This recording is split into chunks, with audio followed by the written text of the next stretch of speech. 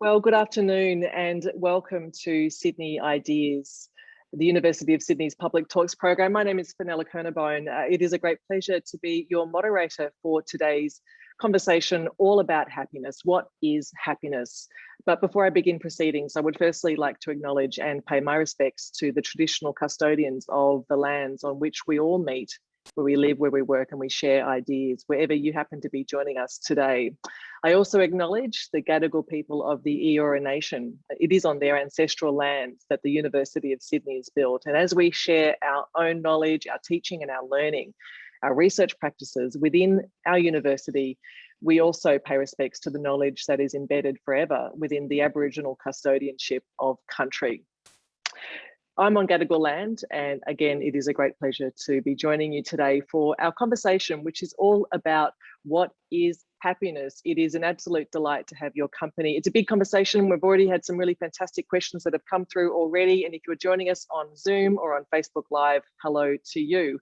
We're going to be talking about what happiness means, how we might find happiness, especially in this time, this current moment, the ongoing pandemic, the lockdowns. I hope you're all doing well. It does feel unrelenting sometimes. I look on my Facebook feed or my social media screens and I see endless offers of things that promise me that I am going to be happy. Maybe I just need to do this kind of exercise or eat this type of food or get a dog or have some more money or something like that. But will these things make me happy? What is happiness? These are the kinds of questions we're going to be talking about today and so much more. And we always love to hear from you too. If you need or would like to use our captioning system, you can use ai-live.com.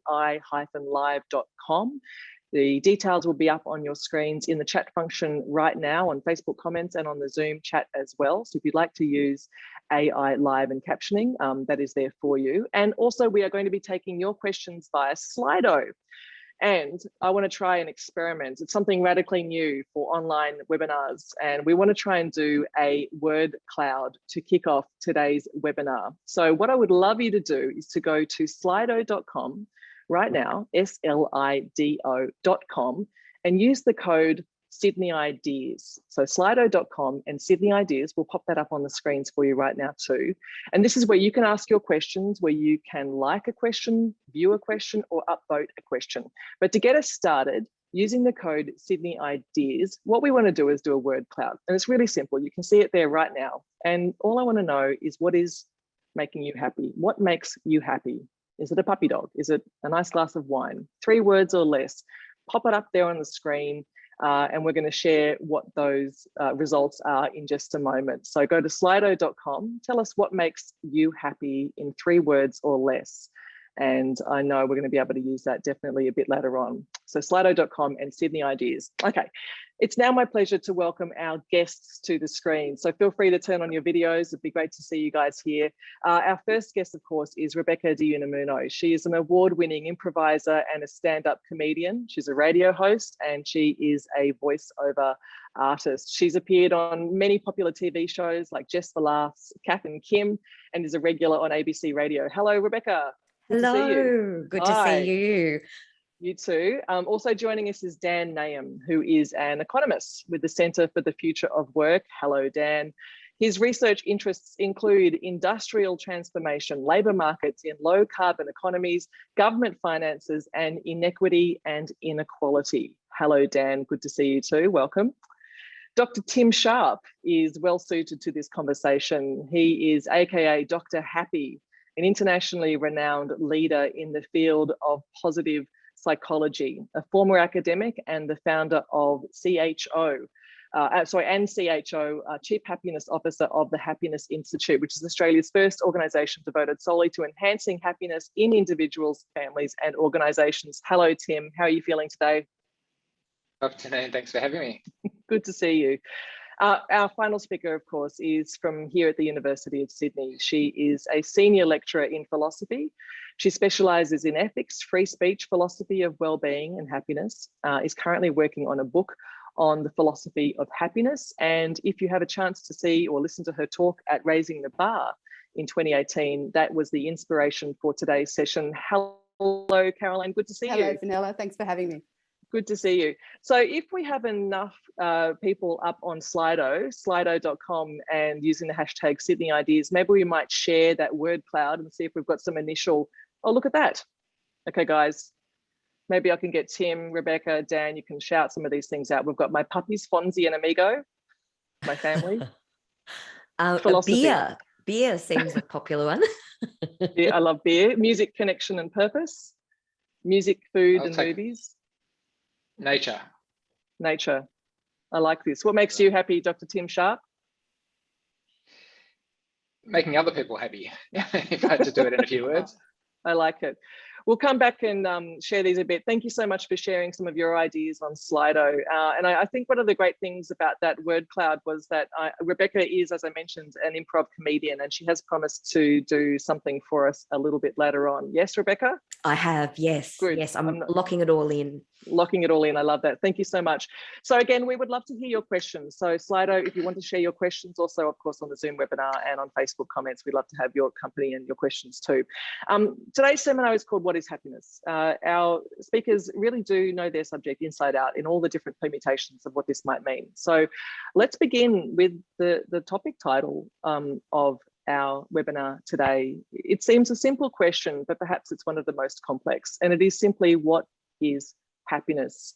So Caroline, I want to start with you. As a philosopher, what's your perspective? What is happiness? Well, I think happiness is an umbrella term that covers a range of really very different states that are much more different than ordinarily acknowledged. So ranging from short-term transient emotions like joy to longer-term moods like tranquility or contentment, to not feelings at all, but cognitions, belief states like I'm achieving my major life goals, or I think I'm getting most of what I want, or most of the important things, from really something that harks back to a very, very ancient way of thinking about happiness, philosophically speaking, the idea that happiness is sort of equivalent to leading a good life. And those are really very different ways of thinking about happiness. If you ask an ancient philosopher what happiness is, well, they didn't use the word happiness, they used the Greek term eudaimonia, but they'd say happiness is a matter of leading a certain sort of virtuous existence that's constitutive of the good life. But if you ask many modern people, if you took a mic out in the street and you ask people what happiness is now, you get much more sort of subjective psychological state answers like happiness is enjoyment, or happiness is joy, or happiness is something like that, getting what I want, ticking off the checklist of major goals for my life. And that's a quite different modern, distinctively modern way of thinking about happiness. So there's many different ways to consider the question. I mean, briefly, how did you fall into the subject of happiness as a philosopher, Caroline? What's that story? Well, it's an embarrassing story. I have to check that my kids they're homeschooling in the room next door, so I might keep my voice down a bit. But I fell into the topic of happiness. I was working on other things, free speech and moral responsibility and things like that. And I was at the time I was deciding with my partner, we were deciding whether or not to have kids. And one of my colleagues turned up at my office door and with this book, sort of brandishing at me, saying, this is essential reading, chapter 6. And chapter 6 was just this kind of extensive documentation of the happiness undermining effects of having kids. There were charts that charted, the giddy heights of unfettered coupledom, and then you cohabit for a bit, it's fantastic. And then you have the first child and it's like, an airplane dive. It's like, bottoming out. And if you live long enough and your kids have children, so you become a grandparent, then and only then do your happiness levels begin to intersect again with it. So for those of us with kids, this kind of makes for very sobering reading. I mean, the postscript to that story is I decided, I did bring the studies home. I did show them to my partner, stare these in the face. Do you still want to go ahead?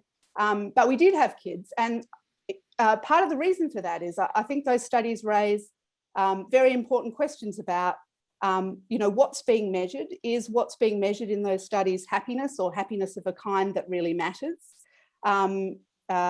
Is what we care about moment-to-moment feelings of joy or whatever, or do we care about having a sense of meaning and purpose, because people with kids tend to score higher than that. Of course, my colleague who doesn't have kids and showed me the study, he's got 2 dogs, and he says what's important is joint projects. So if you can find more hedonically meaningful joint projects like joint custodianship of dogs. Anyway, that takes that could be the solution for sure. Direction. I think we're going to certainly be talking about what the measures, how we measure happiness in a moment as well, because I know that's what you look into, Dan. But maybe Dr. Tim Sharp or Dr. Happy, if you don't mind me calling you that. We asked Caroline this question at the very top, but what is happiness for you? And obviously from your point of view as a positive psychologist. Yeah, well, firstly, thanks for having me. And secondly, just to preface, to say how good it is to have such a diverse panel discussing such a complex topic. So I think happiness does mean so many different things for so many different people. And it's important to consider all the various perspectives, I think, from obviously psychology, which is my area of expertise, but philosophy, economics, and there are very different ways of thinking about it. And I think Carolyn's touched on a few of them.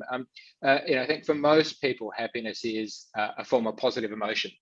That's the easiest way to think about it. And so that's something like joy or satisfaction or calm. But Carolyn's also touched on the broader definition, the deeper definition, and really what positive psychologists are mostly interested in is not just the positive emotion of feeling good, but what the philosophers might call living a good life or living a great life, living our best life.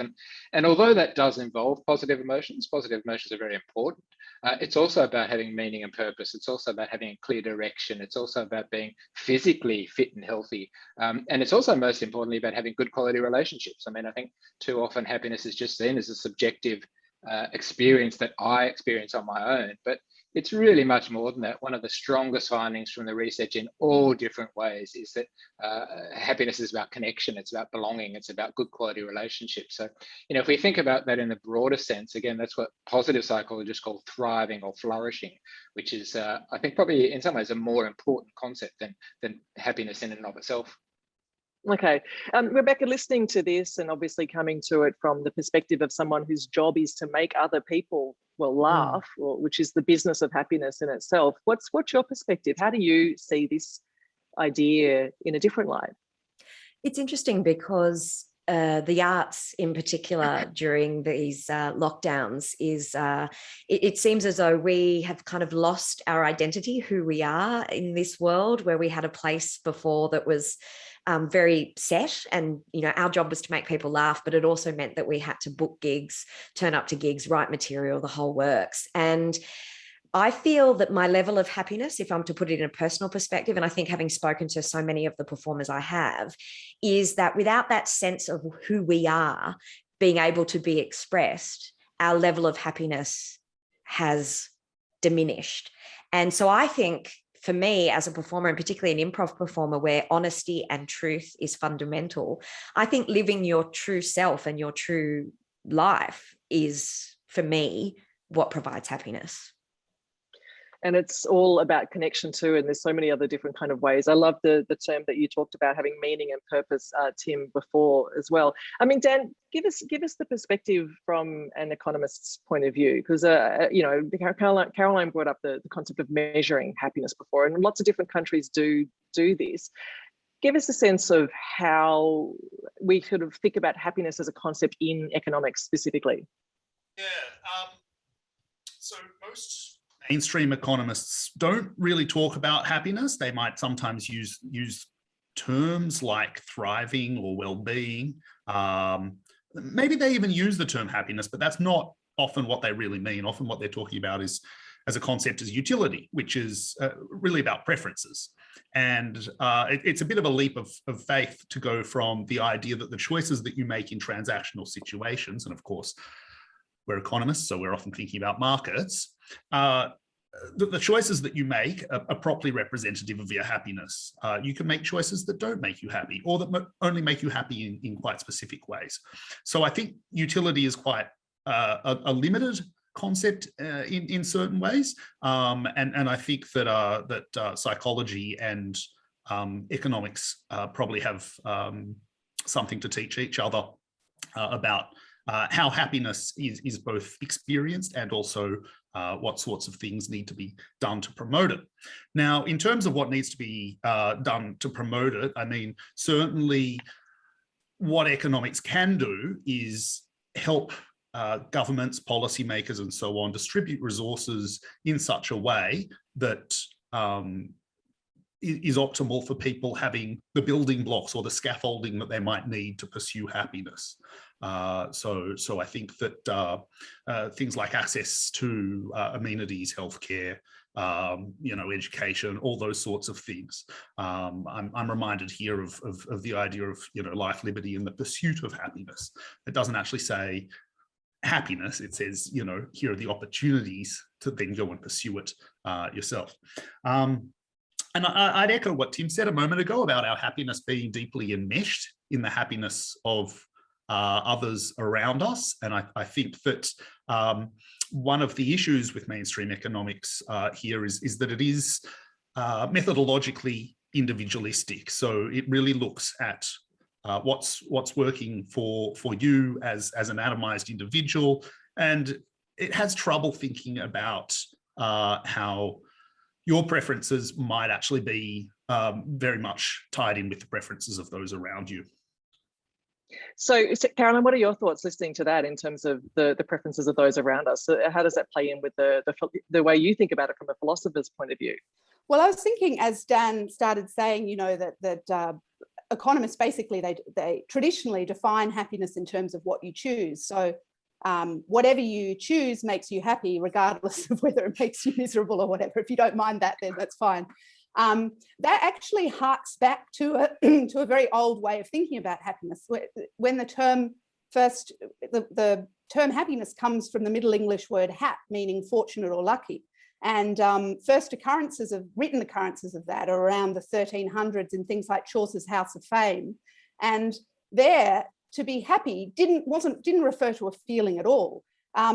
Happiness meant that you got lucky, so the happiness of the person who won the lottery consists in their good fortune, the fact that they've won the lottery, and not in any feelings of joy or satisfaction or whatever that they might experience as a result, which are rather consequences of their happiness. And that's the sense of happy that you also find in biblical passages. Happy is the man who finds wisdom or whatever. It's not like chipper is the person who finds knowledge. It's fortunate, lucky. And so that way of thinking about happiness was historically very, very prevalent. And but as we now know, thanks to research by psychologists like Daniel Kahneman, getting what you want is absolutely no guarantee of liking what you get, and is often actually comes apart. So what we now know is that good feelings don't necessarily accompany the satisfaction of desires, and that's a sense in which I think it's really important. I mean, if there's one most important lesson that I've learned from reading all the empirical research on happiness, it's the importance of distinguishing between liking and wanting, between satisfying your desires and enjoyment or long-term contentment or tranquility. We really have to be careful. The moral is, if you want to be happy, you want to maximize enjoyment, say, and positive emotions, you have to be really careful what you wish for.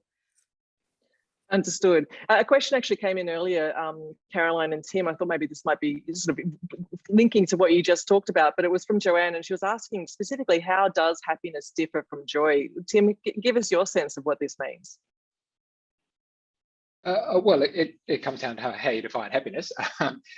So in one sense, happiness is a form of positive emotion, and joy is a slightly different form of positive emotion. So there's a whole range of emotions, from the so-called positive ones to the so-called negative ones. So historically, the negative emotions are things like stress, depression, anxiety, etc., and the positive ones were things like happiness, joy, contentment, etc. So in that, the answer in that context is it's a slightly different form of positive emotion. But if we think about the broader or bigger or deeper definition of happiness, like living a good life, then positive emotion differs from living a good life in that it's only one sub part of it.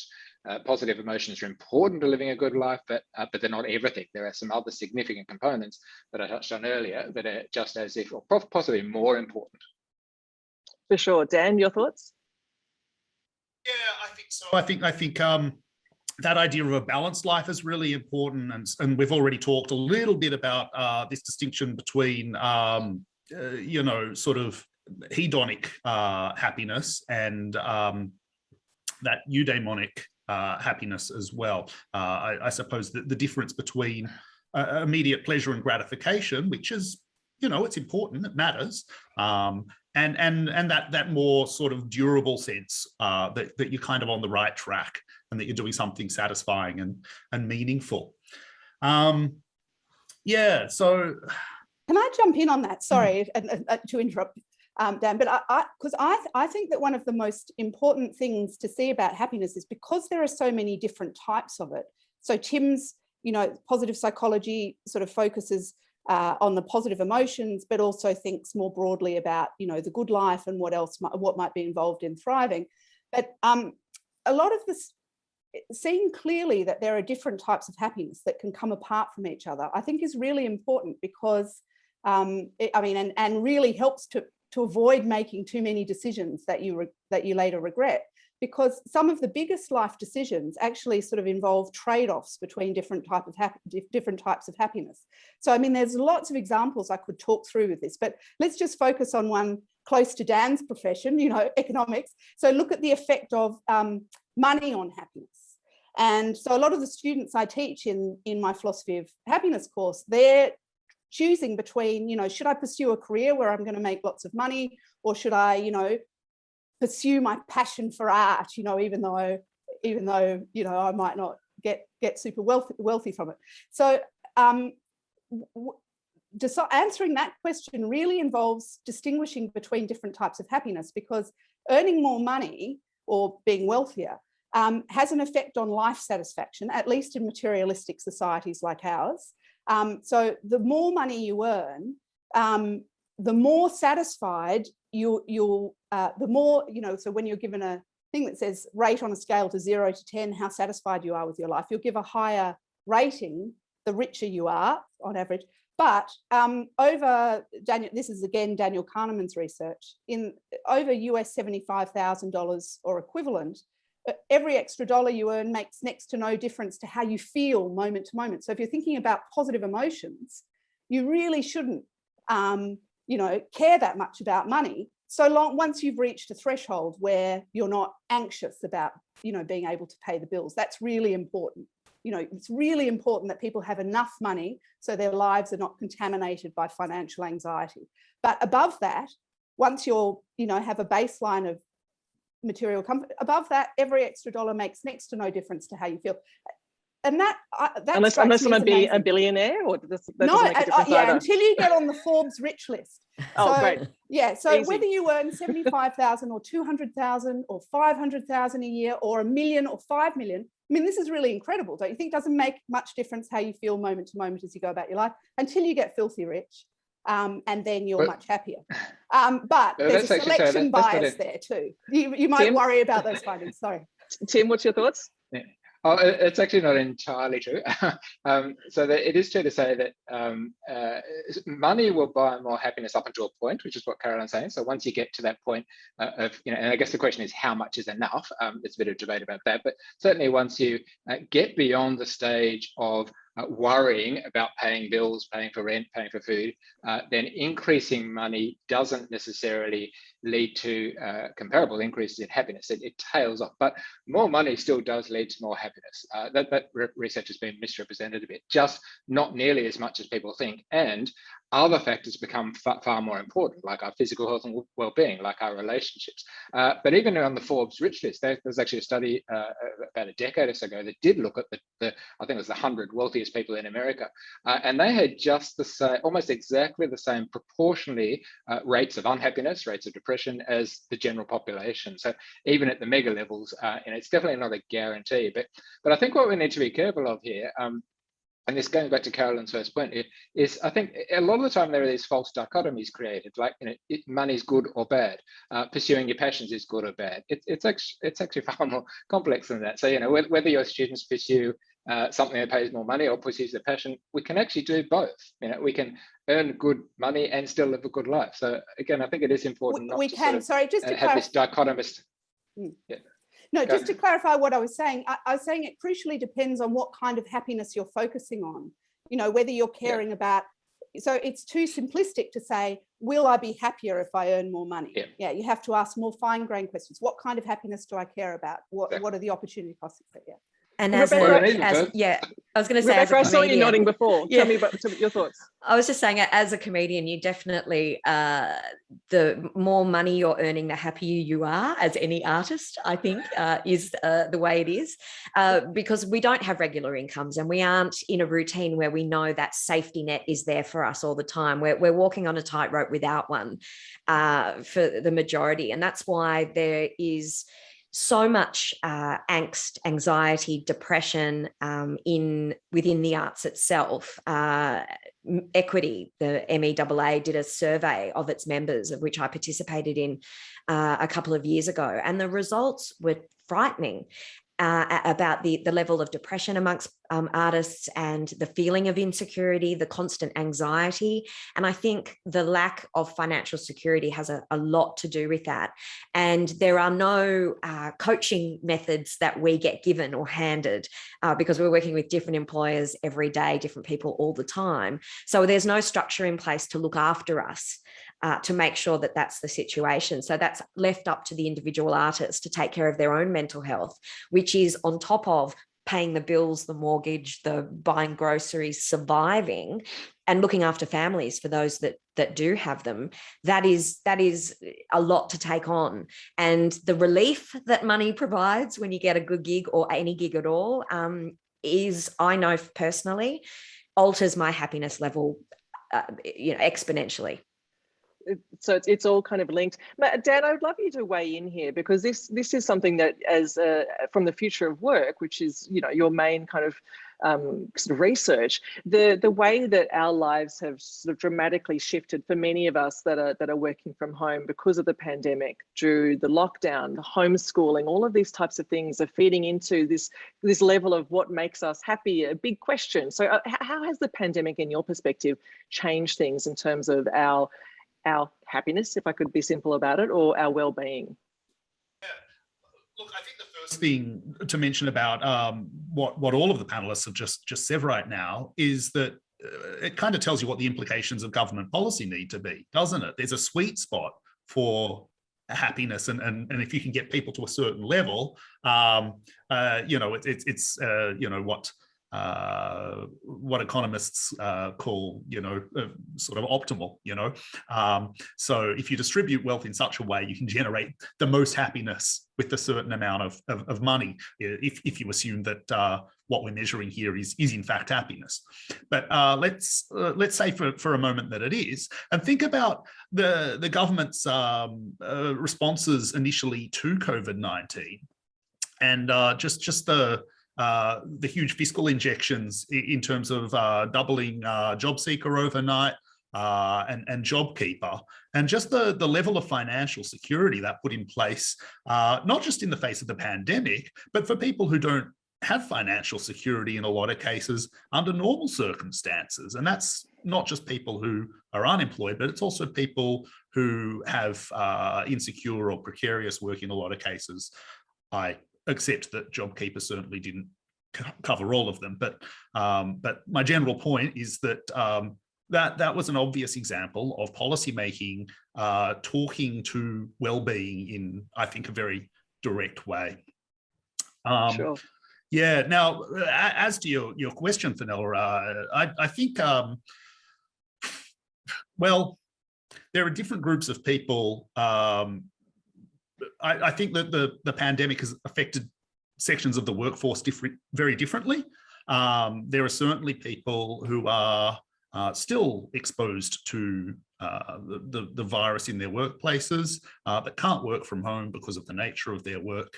And obviously that would bring with it a certain degree of anxiety. And I think it's obviously the case that in many instances, these are the same people who are working in quite precarious jobs where they really can't afford to take time away from work. Otherwise, I think they would.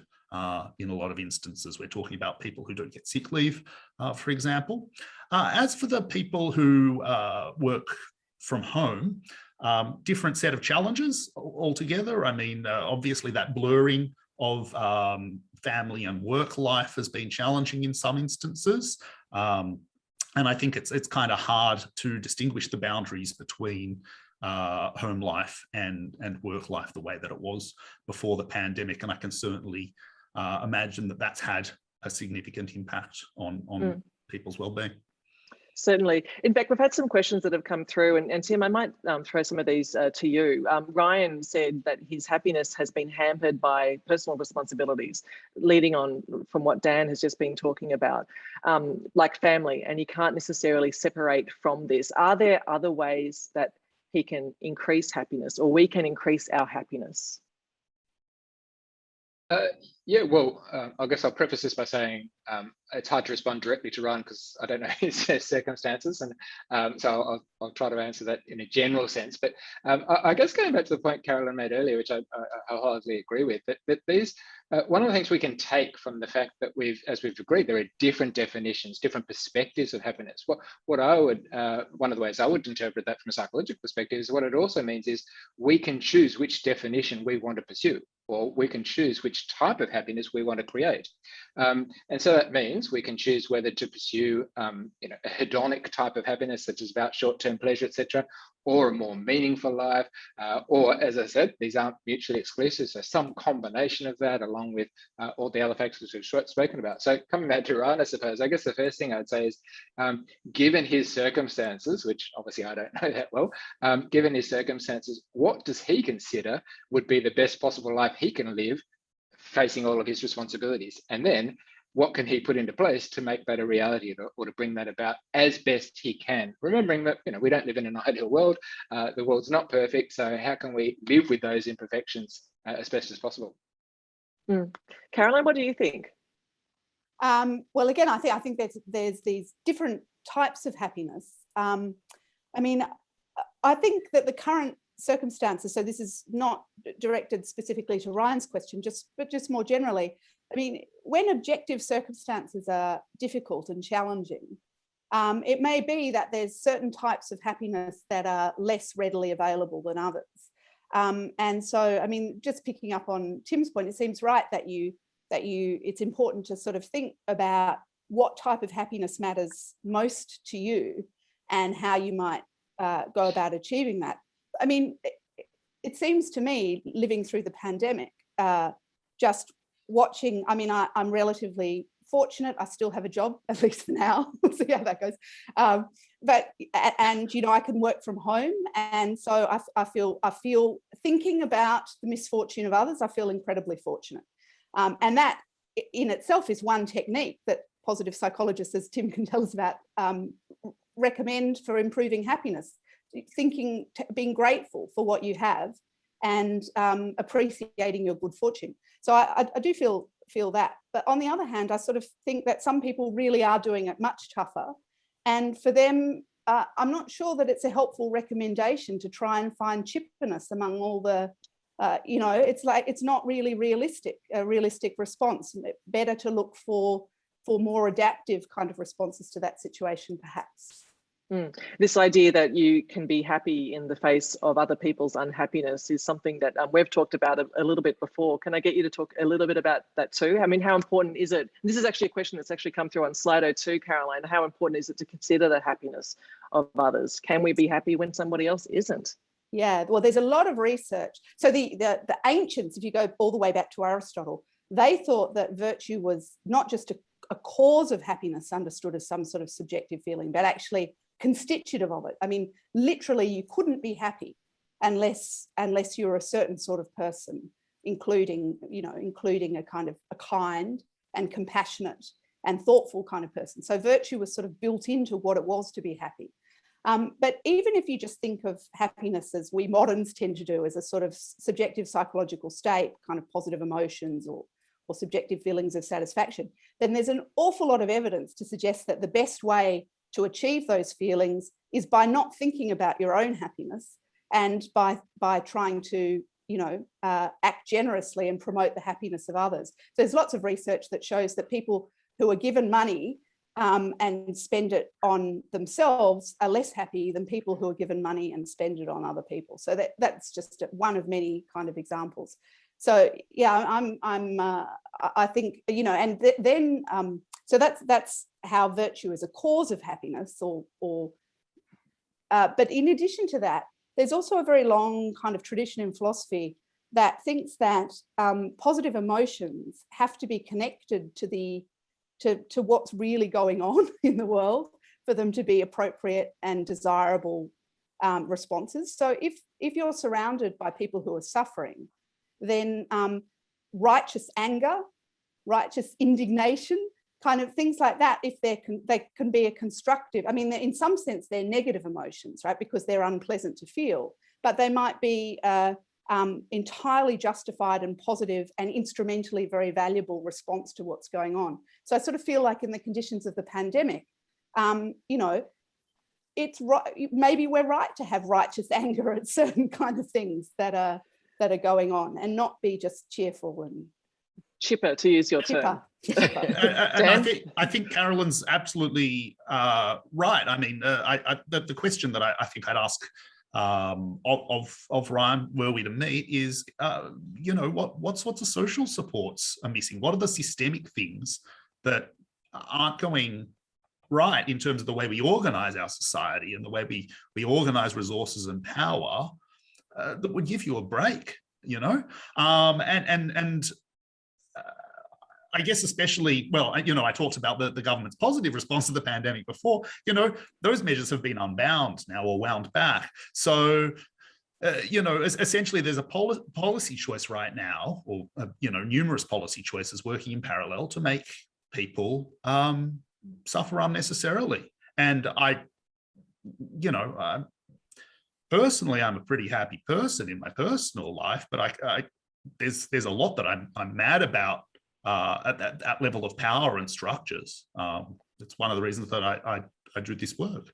So you can be happy and unhappy at the same time. So it's fair enough for me to wake up in the morning feeling deeply optimistic and go for a run, which I know makes me feel happy, but at the same time I get to the television at 11 o'clock and I shout at the TV. Does anybody else do this? Yeah, yes. I mean, and that's what a comedian basically does. That's their job, is to live their life and go through all of the emotions of what's going on in the world around them, or their personal relationships, things that may have gone wrong, or all the lack of finances. But at the end of the day, when you get on stage and the spotlight hits you, your job is to make people laugh. And sometimes it's the last thing that you yourself wants to do, and that can be really difficult. But we describe it as Dr. Footlights or Dr. Theatre, that as soon as you hit a stage, there's something about that can allow you to forget your day. And I've often walked off stage having had the worst day in months, and I come off stage and the energy and the sharing of ideas and the response of laughter is enough to make me forget about them. And I can sleep, I can go to bed happier knowing I made other people laugh, but also that what I'm doing as my job is helping me and coping with a lot of those things that we have to deal with on a daily basis. And that's where we get our material from. I mean, we are reflecting back to an audience a lot of the time what they're thinking and feeling as well, but we just happen to have the ability to say it. And so there's a collective, there's a group feeling of forgetting our troubles. What goes on outside that door now is irrelevant. What's on stage now for the next hour and a half is what's most important. There's something quite magical about that too. And I think that's what people are realizing with the lockdowns that we're suffering, and since COVID has hit us, and just how much we rely on that, be it through music, film, books, whatever it is that allows you to escape and to forget and to reboot your emotions in a way, is something everyone is turning to, yet those who are the ones that create it all are having a hard time doing it at the moment. So it's an interesting shift, but I think the audience dynamic is something that I really love, because you can have one person in that audience that's having a terrible day and is sitting there like this. That's my job, is to make that one person laugh. If at the end of the show they've smiled or they unfolded their arms, I feel like there's been some level of connection there that I've had with a complete stranger. And I hope they're happier than they were when they walked in. I love that. Tim, you wanted to talk? Yeah, so I just want to pick up on a few points, because I think one thing we know from the psychological research, which is often overlooked and sort of doesn't get a lot of attention, although it's very important, and particularly in the context of this discussion, is that we can and do feel multiple emotions at the same time. So it's very possible, in fact, we often do feel sad and happy at the same time, anxious and confident at the same time. And I think sometimes we forget about that, which means at the moment, it's perfectly appropriate, and I think Carolyn touched on this earlier, and Dan did, everyone has in different ways, is that given what we're going through at the moment, it's perfectly okay not to be okay. In fact, it's appropriate not to be okay, certainly, or, some of the time. However, going back to the question a few minutes ago, what we do know is that if we can foster and develop genuine positive emotions, so I'm not talking about slapping on a fake smile, but if we can find a reason to feel good, well, what we do know is that happy people are more generous and more altruistic and more kind and compassionate. So the more, for example, if I can make myself feel better, then I'm more likely to do good for others. And I think particularly at the moment, that's a really important thing. If I get bogged down in misery, I can't help anyone. But if I can at least pick myself up a little bit, I'm more likely to be not just a good husband and father, but a good psychologist and a good community member. For sure. This idea, in fact, Caroline, you talk about it in your talk. If you write a letter to a teacher that you loved at school, even if you didn't have to send it, but if you just write a letter to say how much you appreciated their education and their teaching, it makes you exponentially happier, which I quite like. So I think it's really lovely.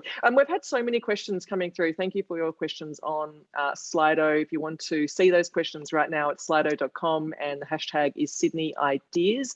I'm going to go to one though very briefly for you, Dan, and then we'll go to Slido and share the screen. But this one's just come through from Toby Walsh. Should we, or rather our politicians, be looking to increase our happiness index rather than economic measures like GDP, as in Bhutan? What are your thoughts? Good question. And actually something that I'm surprised we haven't touched on yet is the World Happiness Report and the country index ratings that are in there of happiness, which it's a synthetic construct. It's a number of measures that are all put together, some of which are about sort of subjective well-being, and then there's GDP in there as well, which reflects a country's wealth. I think there's an assumption in there that a wealthier country is ipso facto a happier country to a certain extent. It's just one of the components of the scale, and governance, things like that. And so by kind of putting these psychological and economic concepts together and squishing them into one index, we find that Australia comes out pretty high internationally, number 12, and it hasn't changed from last year, despite COVID, and 2020 is the most recent that we've got in that index. So we're comparing COVID results with pre-COVID results. Noting, of course, that other countries, everybody might have shifted a bit, but we're in the same order, and I think there's a strong argument that, sure, I mean, we might think about GDP growth as being traditionally important, but I think there are different types of growth, the same way that there are different types of happiness. There's good growth and there's bad growth. If we increase our GDP growth in a way that increases inequality, that doesn't do anything about our carbon footprint or our emissions, then I think that we're going in the wrong direction fast, and I think that we need to be thinking about growth in, I guess, a much more balanced way, and happiness is part of that story. For sure.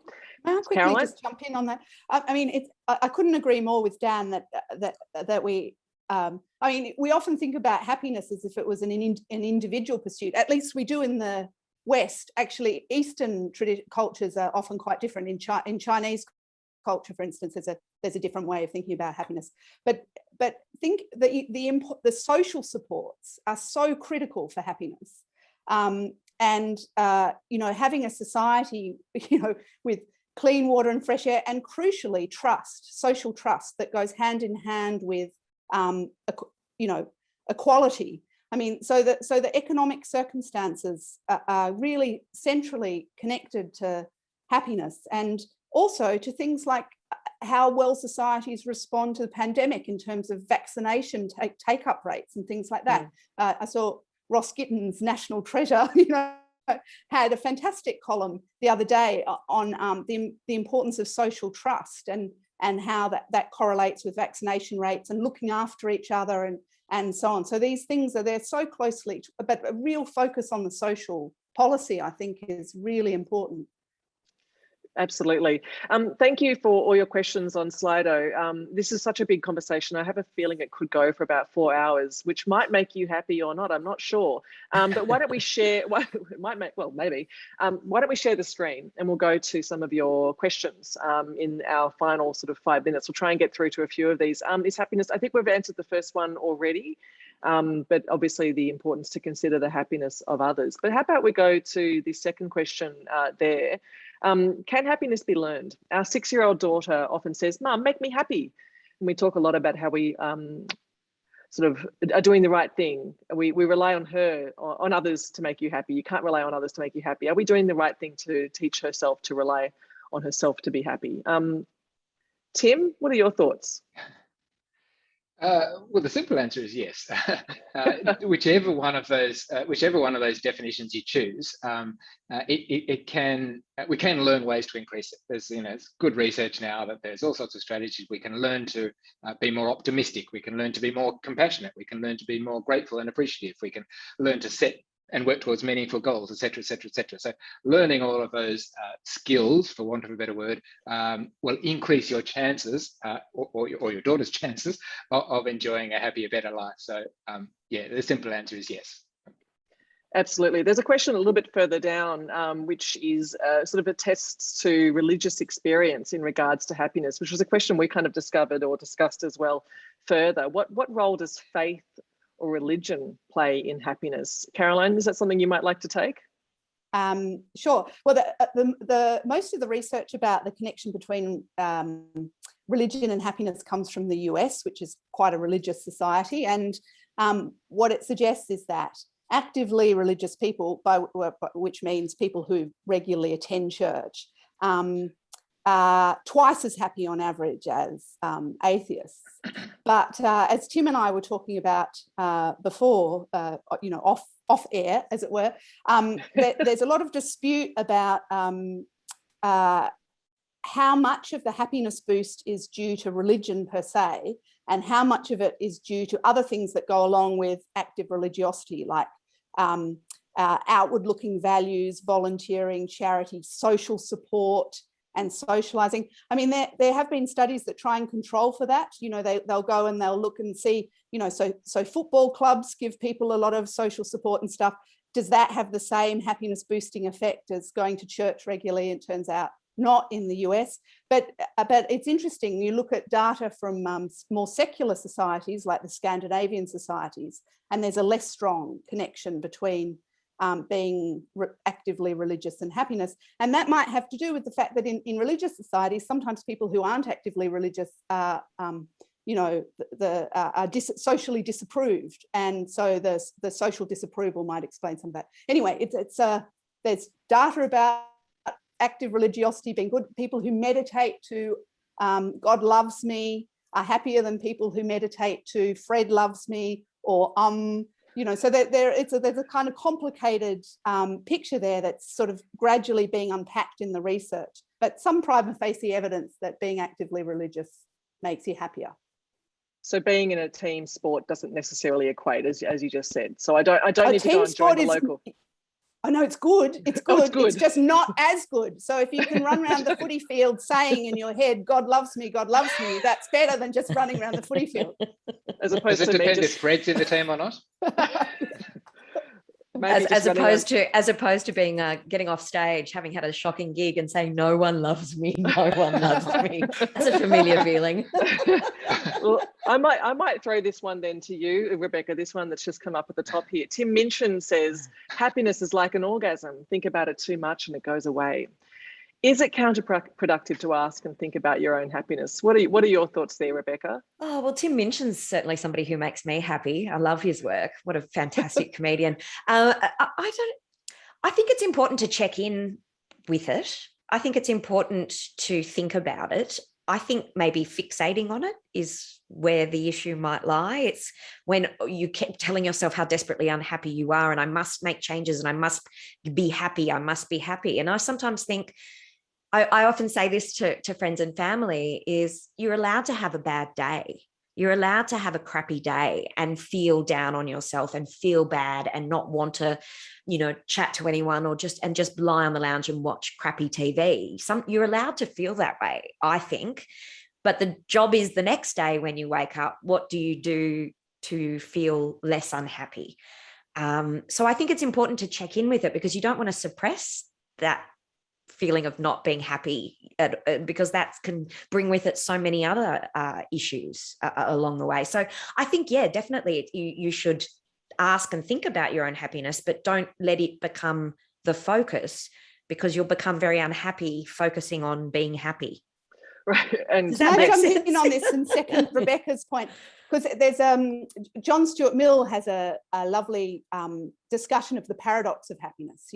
If you're consciously thinking to yourself all the time, am I happy yet? Am I happy yet? Am I happy yet? Then you'll never be happy. But as you say, Rebecca, it's really crucial now and then to check in, and think about whether the choices that you're making are really happiness conducive or not. But yeah. Absolutely. Tim, did you want to add anything there? Oh, no, I think it's actually been answered very well by Rebecca and Carolyn. I just have one very small point, which is as well as to be realistic about your expectations for happiness, which again, as Rebecca said, it's unrealistic to expect to be happy every minute of every day. That would be absurd. The next question that's come through is, I think we've sort of touched on this a little bit before, but let's go back there. How do we ensure that we honor negative emotional states without succumbing to them totally? So the first part of the question is, sometimes it's appropriate to be sad, angry in particular moments. Who wants to take that one? Caroline or Tim or Dan? Tim, I think it's Tim. Go for it.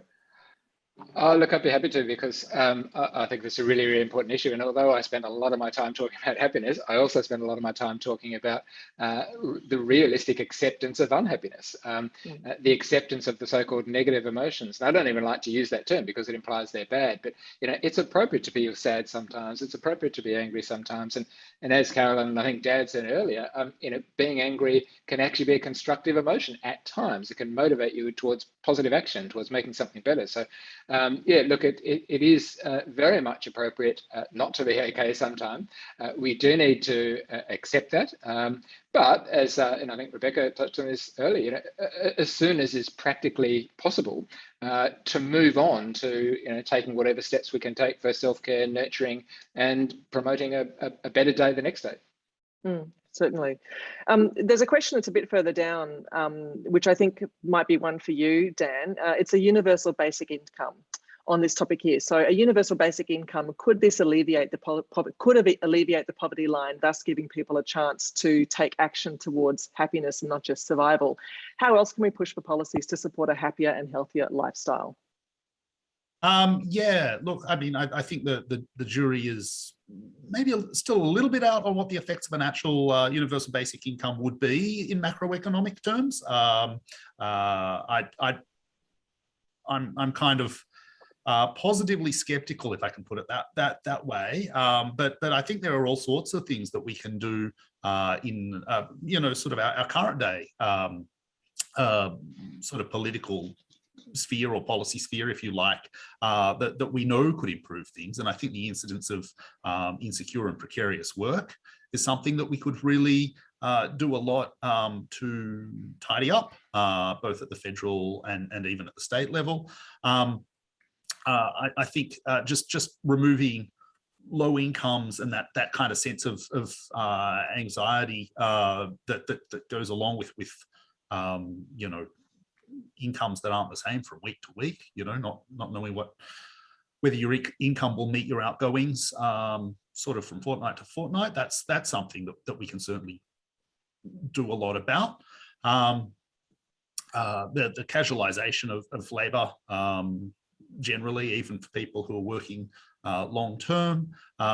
So casual workers don't enjoy sick leave, for example, and I think that's another level of security. I think Again, I'm talking about scaffolding or building blocks. I'm not necessarily saying that people who have these things will be happy. What I am saying is that I think it's much easier to find a sense of equilibrium once these things are satisfied. For sure.